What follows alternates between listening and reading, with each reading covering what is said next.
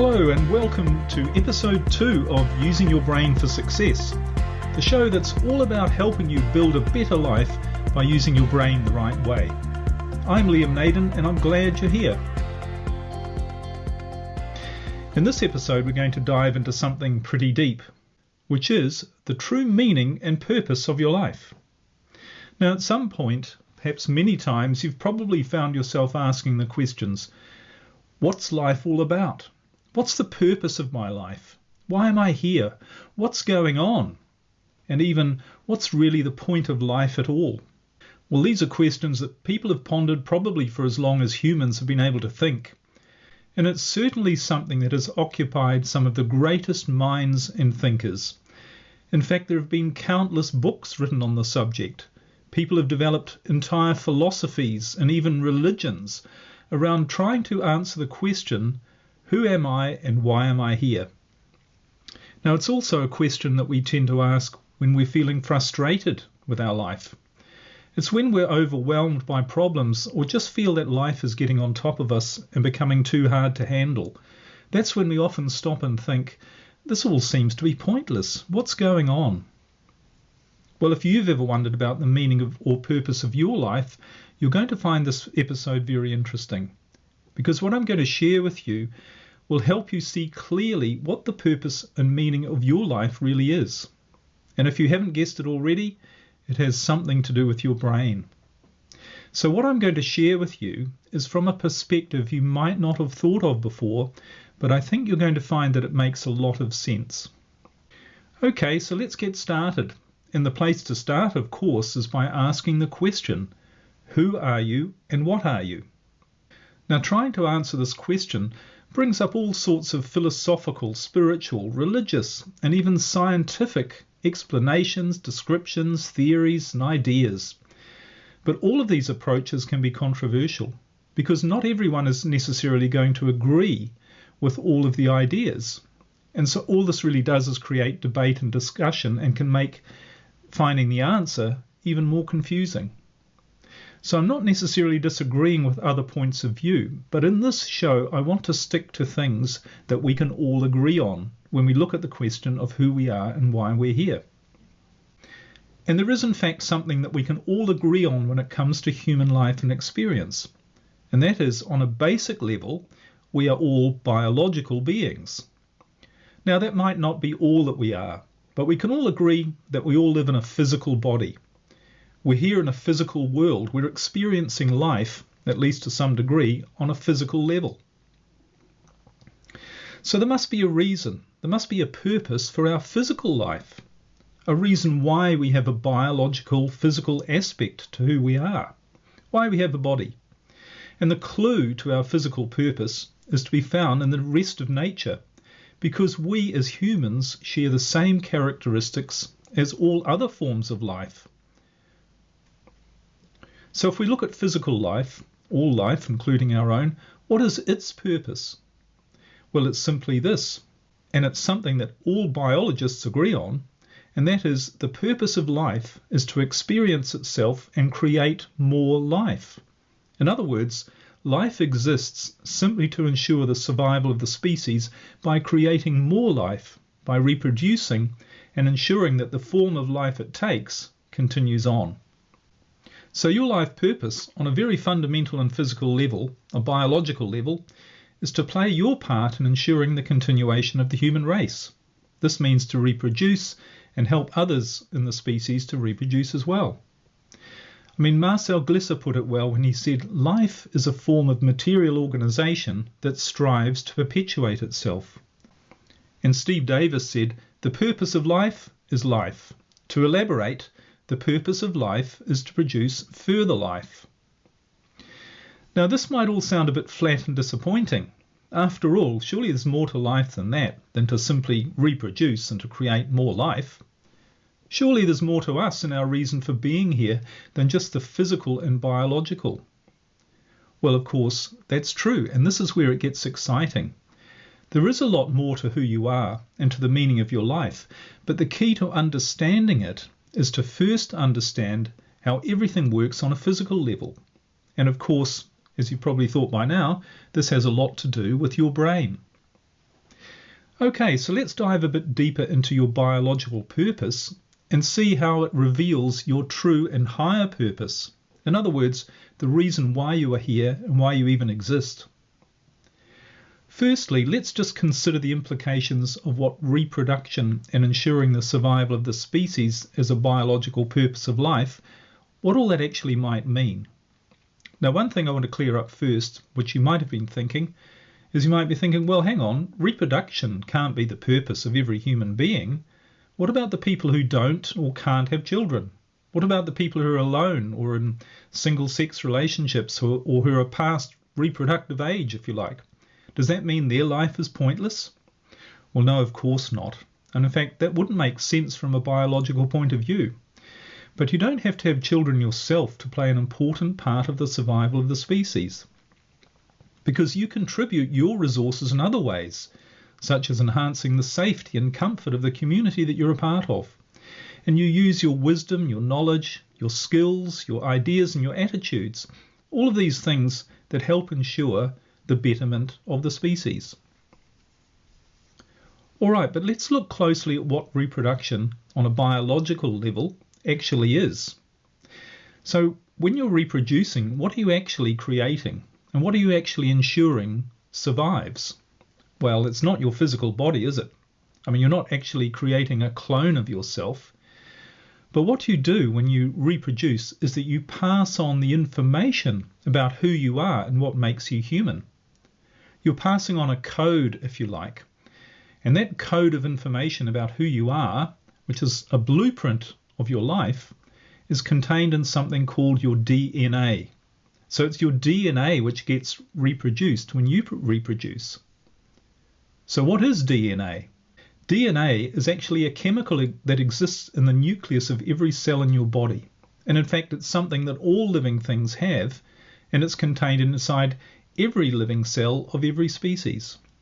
And this DNA takes the form of a long string of molecules, and it literally contains the unique code of everything about you. So it's like a recipe book, if you like, that holds all of the instructions for making you the unique individual that you are. So your DNA contains the blueprint of who you are, and it's what you pass on to your children in combination with another human being, the other parent, of course. Now, this DNA stuff is absolutely incredible.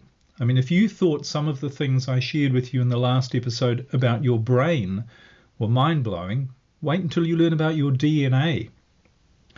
Because this chemical, and if you want to visualize it, it's made up of two strands of molecules which are joined together so that it almost looks a bit like a ladder twisted into a spiral. And these strands of molecules, they contain more than 250 million pieces of information, and they are identical in every cell of your body. So that's 250 million pieces of information about you. Everything about you and every single thing that makes you similar but unique compared to every other human being who's ever lived. And you know, if you were to stretch out these strands of molecules that are contained in each cell, each of these ladders would be nearly 1.2 meters or nearly 4 feet long. That's just in one cell. Now you multiply that by 75 trillion cells, which is about how many you have in your body, and your DNA, all of the information about you, would, if you stretched it out, would be more than 75 million kilometers or 50 million miles long. That's how much information about you and only you that you carry around inside your body. Absolutely incredible, isn't it? So all this information, it's about what makes you unique physically, but also mentally and emotionally. Things like what you like and don't like, what you're good at and what you're not good at, what makes you happy or stressed. Everything about you is stored inside your DNA. Okay, well, let's change gears here a bit and just think about this for a moment. If your biological purpose is to ensure the survival of the human species, either through passing on your own genetic information, which is in your DNA, or helping others to do that, then don't you think nature would have set things up for you to be able to do that? Don't you think there would exist in nature everything you needed for the best chances of survival of a species, any species, including the human species, including you? Well, of course, nature has done that. In fact, nature's provided you, along with everyone else, the most powerful tool to make sure that you have the best chances for surviving and ensuring survival of the species. And that tool, of course, is your brain. In fact, the real and only purpose of your brain is to make sure you complete your biological purpose, which is not only to stay alive, but to have all the conditions necessary for you to be able to create more life. Now that makes sense, doesn't it? I mean, if the whole point of you being here from a biological perspective is to survive and reproduce, then surely there must be tools that have been developed or designed for you to be able to do that. And yes, that tool is your brain. But here's the most important thing to realize, and it's just think about this. What gives you the best chance to survive, reproduce, and ensure the survival of others? The best chance? Well, your best chance of surviving and reproducing and ensuring the survival of others comes when you're at your best. Because when you're at your best, you survive and thrive. It's also sometimes called the survival of the fittest.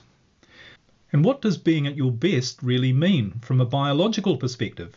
Well, it means you being your strongest, your healthiest, and also your happiest. Because the stronger you are, the better you're able to fight off threats and attackers from a biological point of view. You can build shelters. You can hunt for and gather food.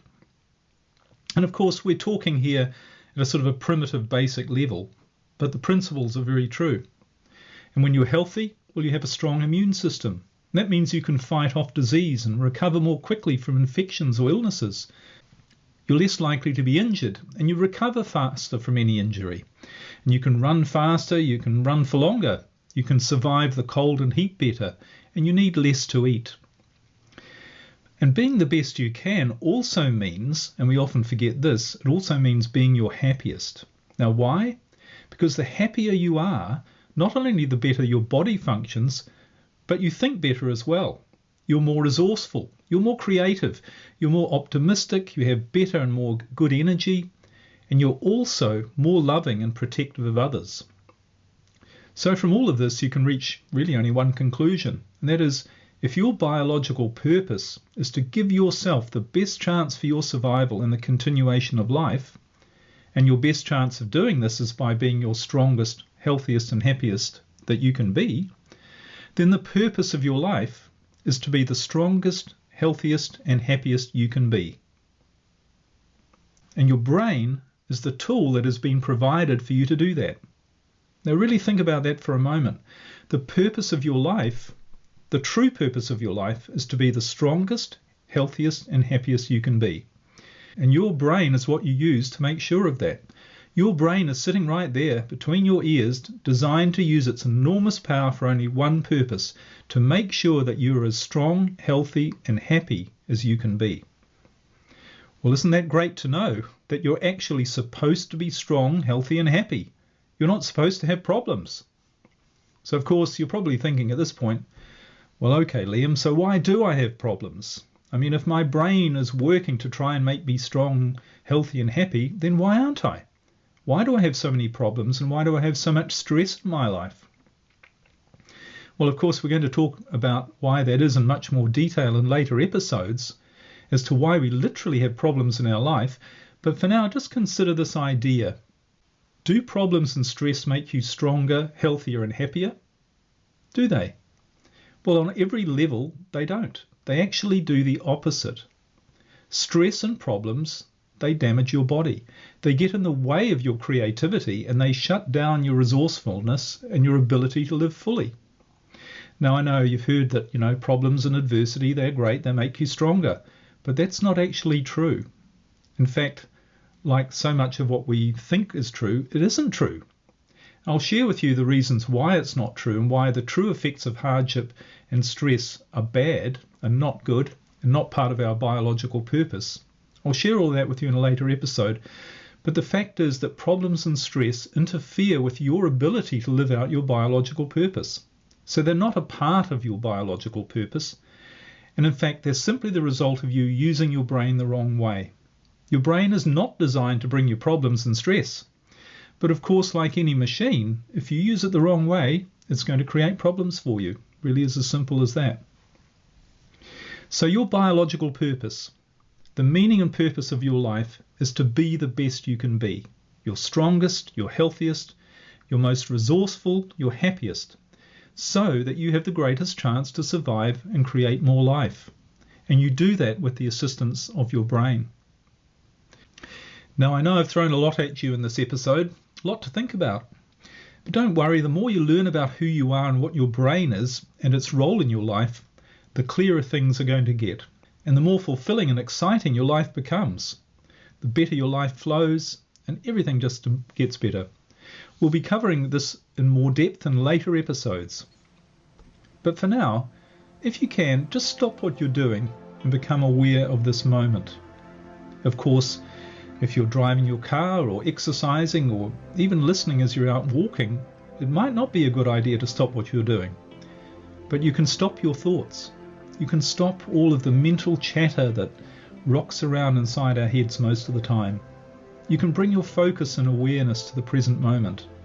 And you can notice, really notice, that you're right here and it's right now. There is no other time or place. And thanks to the incredible power of your brain, you're able to experience all of the wonderful beauty and power of this present moment. You're able to experience the precious gift that is your life. And as you let go and just allow your awareness to settle on the present moment, think about the marvel that is your physical body. It's your body, and locked up in every single cell of the more than 75 trillion cells that your body is made up of, there are more than 250 million pieces of information about you. Everything about you, about who you really are.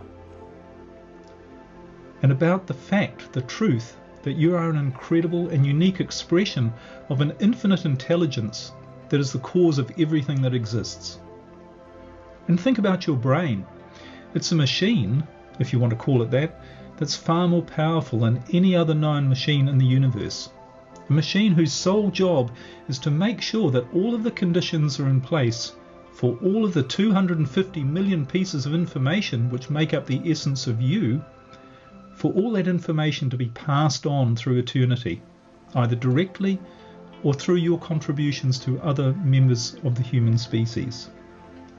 And the best way your brain can do this is by making sure you're at your best, your strongest, your healthiest, your happiest, your most resourceful, physically, mentally, emotionally, and spiritually. Your brain knows exactly how to make that happen.